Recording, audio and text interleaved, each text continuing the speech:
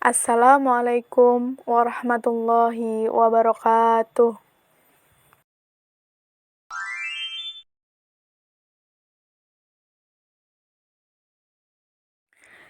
Jadi, di sini saya akan bahas tentang biografi Sunan Derajat oleh Revina Cahyaning Pangisti. Beliau adalah Sunan Derajat, salah satu dari 9 tokoh penyebar agama Islam di Pulau Jawa yang dikenal dengan Wali Songo. Sunan Derajat diperkirakan lahir pada tahun 1470 Masehi, diberi nama Raden Qasim, kemudian mendapat gelar Raden Syarifuddin. Beliau adalah putra bungsu Sunan Ampel dengan Nyai Ageng Manila atau Dewi Condrowati. Menurut Babat Trisaking Majapahit dan Babat Cirebon, Raden Qasim adalah adik Nyai Patimah bergelar Gede Panyuran, Nyai Wilis atau Nyai Penghulu, Nyai Taluki bergelar Nyai Gede Maloka, dan Raden Mahdum Ibrahim bergelar Sunan Bonang. Sunan Derajat menuntut ilmu agama kepada ayahandanya sendiri, yaitu di pesantren Ampel Denta di Surabaya. Lalu Sunan Ampel mengirimnya belajar kepada Sunan Gunung Jati di Cirebon. Saat di daerah Cirebon, Sunan Derajat sering disebut dengan Syekh Syarifuddin. Di sana beliau turut membantu Sunan Gunung Jati dalam menyebarkan dakwah agama Islam. Beliau kemudian menikah dengan Dewi Sufiyah yang merupakan putri dari Sunan Gunung Jati dan dikaruniai anak bernama Pangeran Trenggana, Pangeran Sandi, dan Dewi Wuryan. Menurut tarikh, peristiwa ini terjadi pada sekitar tahun 1485 Masehi. Pada suatu ketika, Raden Qasim disuruh ayahnya untuk berdakwah ke wilayah Gresik yang masih kental dengan agama Hindu kala itu. Raden Qasim dari Surabaya menumpang biduk nelayan. Di tengah perjalanan, perahunya terseret badai dan pecah dihantam ombak di sebelah barat Gresik, tepatnya di Lamongan.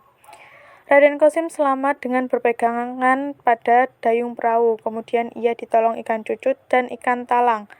Dengan menunggang kedua ikan itu, Raden Qasim berhasil mendarat di sebuah tempat yang dikenal sebagai Kampung Jelak Banjarwati. Raden Qasim disambut baik oleh tetua kampung bernama Mbah Mayang Madu dan Mbah Banjar. Kemudian beliau menetap di Jelak dan menikah dengan Nyai Kemuning, putri Mbah Mayang Madu. Di sisi lain, beliau juga menikahi Nyai Retno Ayu Chandrawati yang merupakan putri dari Raden Surya Dilaga, seorang adipati di kawasan Kediri. Di Jelak, Raden Qasim mendirikan sebuah surau dan akhirnya menjadi pesantren tempat mengaji ratusan penduduk. Selang 3 tahun, Raden Qasim pindah ke selatan, ke tempat yang lebih tinggi, yaitu di Desa Derajat. Namun karena belum strategis, akhirnya beliau bersama para pengikutnya membangun pemukiman baru seluas sekitar 9 hektar. Berdasarkan petunjuk yang disampaikan Sunan Giri, lewat mimpi, beliau menempati daerah tersebut dan dinamai Dalem Dhuwur. Beliau juga mendirikan masjid yang dijadikan sebagai pusat dakwahnya. Sunan Derajat dikenal sebagai tokoh Wali Songo yang mengembangkan dakwah Islam melalui pendidikan akhlak bagi masyarakat. Beliau dikenal memiliki kepedulian yang tinggi terhadap fakir miskin, mengutamakan kesejahteraan umat, memiliki empati, etos kerja keras, kedermawanan, pengentasan kemiskinan, usaha menciptakan kemakmuran, solidaritas sosial, dan gotong royong. Berkat kecerdasan tersebut, beliau mampu memegang kendali otonomi atas wilayah Perdikan Derajat melalui Kerajaan Demak selama 36 tahun. Atas kesuksesan tersebut, maka orang-orang menyebut beliau dengan nama Kaderajat, yang artinya terangkat derajatnya. Dari sebutan itulah, akhirnya muncul nama Sunan Derajat. Selain itu, beliau juga mendapat gelar Sunan Mayang Madu pada tahun 1520 Masehi dari Sultan Demak I atas keberhasilannya dalam mensejahterakan kehidupan masyarakat. Beliau wafat pada 1522 dimakamkan di Dalem Dhuwur, tepatnya di Desa Derajat, Paciran, Kabupaten Lamongan. Tempat itu kini dibangun sebuah museum tempat menyimpan barang-barang peninggalan Sunan Derajat, termasuk dayung perahu yang dulu pernah menyelamatkannya. Sedangkan lahan bekas tempat tinggal kini dibiarkan kosong dan dikeramatkan. Di sana juga terdapat filosofi dakwah beliau yang kini terabadikan dalam Sabta tangga ketujuh dari tataran kompleks makam Sunan Derajat. Berikut ini adalah 7 filosofi dakwah Sunan Derajat. Yang pertama, membangun resep tiasing sasoma, yang artinya kita selalu membuat senang hati orang lain. Yang kedua, jroning suka kudu eling lan waspada. Di dalam suasana riang, kita harus tetap ingat dan waspada. Yang ketiga, laksmitaning subroto tanyipto marang pringga bayaning lampah.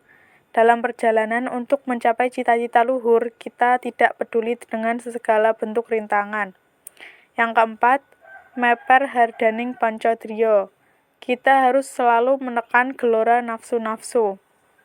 Yang kelima, heneng, hening, henung. Dalam keadaan diam, kita akan memperoleh keheningan, dan dalam keadaan hening itulah kita akan mencapai cita-cita luhur.